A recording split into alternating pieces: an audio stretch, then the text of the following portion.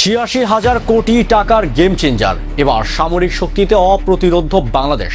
দক্ষিণ এশিয়ার ভূ রাজনীতি আর সামরিক সমীকরণে এক নজিরবিহীন তোলপাড়। দেশের প্রতিরক্ষা ব্যবস্থার ইতিহাসে এ যাবৎকালের সবচেয়ে বড় এবং সাহসী সিদ্ধান্ত গ্রহণ করেছেন প্রধানমন্ত্রী তারেক রহমান। ১০ বছর মেয়াদী ৮৬,০০০ কোটি টাকার এক বিশাল ও যুগান্তকারী মহাপরিকল্পনায় আমূল বদলে যাচ্ছে বাংলাদেশের সামরিক শক্তির মানচিত্র। আজ আর বাংলাদেশ শুধু আমদানির ওপর নির্ভরশীল নয়, বরং নিজস্ব সামরিক সরঞ্জাম এবং প্রযুক্তি উৎপাদনে এক নতুন যুগে পদার্পণ করছে। আজ আমরা কোনো সস্তা গুঞ্জন নয়, বরং সাবলীল ভাষায় নিখুঁত গ্লোবাল মিলিটারি অ্যানালাইসিসের মাধ্যমে দেখাবো কিভাবে বগুড়ার ড্রোন ফ্যাক্টরি থেকে শুরু করে বঙ্গোপসাগরে সাবমেরিন বহর পুরো অঞ্চলের সামরিক ভারসাম্য ও শক্তির দাবার ছককে চিরতরে ওলটপালট করে দিচ্ছে।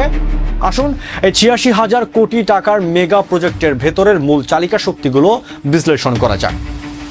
এই মহাপরিকল্পনার অন্যতম সবচেয়ে বড় গেম চেঞ্জার হলো বৃহত্তর বগুড়ার স্থাপন হতে যাওয়া অত্যাধুনিক ড্রোন কারখানা।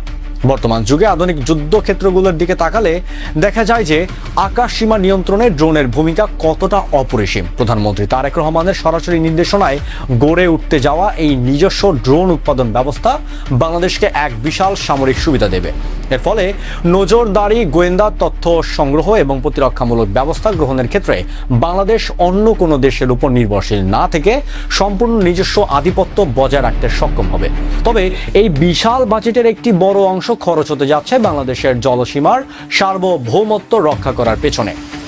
বঙ্গোপসাগরের নীল জলরাশি এবং দেশের বিশাল অর্থনৈতিক অঞ্চলের কঠোর নজরদারির জন্য নৌবহরে যুক্ত হচ্ছে অত্যাধুনিক প্রযুক্তির ফ্রিগেট, করভেট, অফশোর প্যান্টেল, বেজেল বা ওপিটি এবং শক্তিশালী সাবমেরিন। গ্লোবাল মিলিটারি স্ট্র্যাটেজি অনুসারে যে দেশের নৌবাহিনী যত বেশি আধুনিক, আন্তর্জাতিক বাণিজ্যের রুটগুলোতে তাদের নিয়ন্ত্রণ তত বেশি মজবুত। বাংলাদেশের এই নৌ আধুনিকায়নে কেবল প্রতিরক্ষার জন্য নয়, বরং দেশের বুল ইকোনমি বা সমুদ্র সম্পদের সুরক্ষায় এক অভেদ্য প্রাচীর গড়ে তুলবে। জলপথের পাশাপাশি দেশের আকাশসীমাকেও সম্পূর্ণ নিশ্ছিদ্র করার মেগা প্ল্যান নেওয়া হয়েছে এই প্রজেক্টে। বিমান বাহিনীর জন্য যুক্ত হচ্ছে বিশ্বমানের অত্যাধুনিক নজরদারি প্রযুক্তি ও শক্তিশালী আকাশ প্রতিরক্ষা ব্যবস্থা। ফাস্ট ট্র্যাক প্রজেক্টের আওতায় অত্যন্ত দ্রুততার সাথে এই আধুনিকায়নে কাজ এগিয়ে চলেছে। প্রধানমন্ত্রীর মূল ভিশন হলো আমাদের সশস্ত্র বাহিনীকে সম্পূর্ণ প্রযুক্তি নির্ভর, বহুমাত্রিক এবং যে কোনো বৈরী পরিস্থিতিতে সার্বভৌমত্ব রক্ষায় যুদ্ধোপযোগী এক অপরাজয় শক্তি হিসাবে গড়ে তোলা। জাতীয় প্রতিরক্ষা এবং ভৌগোলিক অখণ্ডতা রক্ষায় বর্তমান সরকারের এই জিরো টলারেন্স নীতি প্রমাণ করে যে বাংলাদেশ এখন আত্মরক্ষার ক্ষেত্রে অত্যন্ত কঠোর অবস্থান বেছে নিয়েছে। যদি আমরা একটু গ্লোবাল মিলিটারি কমিট্রির দিকে তাকাই, তবে দেখব এই ৮৬,০০০ কোটি টাকার ১০ বছর মেয়াদী প্রজেক্টটি বাংলাদেশকে আঞ্চলিক শক্তিগুলোর সামনে এক অত্যন্ত মর্যাদাপূর্ণ ও শক্তিশালী অবস্থানে নিয়ে যাবে। ভূরাজনৈতিকভাবে বাংলাদেশ এখন এমন এক স্ট্র্যাটেজিক অবস্থানে রয়েছে যেখানে শক্তিশালী প্রতিরক্ষা ব্যবস্থা থাকা অত্যন্ত জরুরি। এই মেগা প্রজেক্ট সফল হলে বাস্তবায়ন আন্তর্জাতিক অঙ্গনে বাংলাদেশের দর কষাকষির ক্ষমতা অনেক বাড়িয়ে দেবে।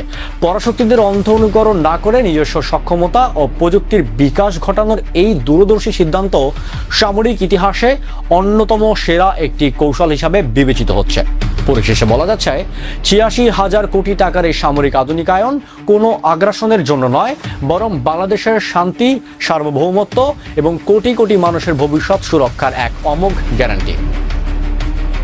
প্রধানমন্ত্রী তারেক রহমানের নেওয়া এই ১০ বছর মেয়াদী ৮৬,০০০ কোটি টাকার সামরিক পরিকল্পনা এবং বগুড়া ড্রোন ফ্যাক্টরি নির্মাণের সিদ্ধান্তকে আপনি কিভাবে দেখছেন? আপনার কি মনে হয় এটি বাংলাদেশের সামরিক শক্তিকে এক নতুন উচ্চতায় নিয়ে যাবে? কমেন্টে আপনার মূল্যবান ও যুক্তিযুক্ত মতামত আমাদের জানান। ভিডিওটি ইনফরমেটিভ ও ভালো লাগে লাইক ও শেয়ার করুন এবং জাতীয় ও আন্তর্জাতিক রাজনীতির এমন গভীর ও ইনসাইড অ্যানালাইসিস নিয়মিত পেতে সবার আগে আমাদের চ্যানেলটি সাবস্ক্রাইব করে বেল আইকনটি প্রেস করে সাথেই থাকুন। ধন্যবাদ।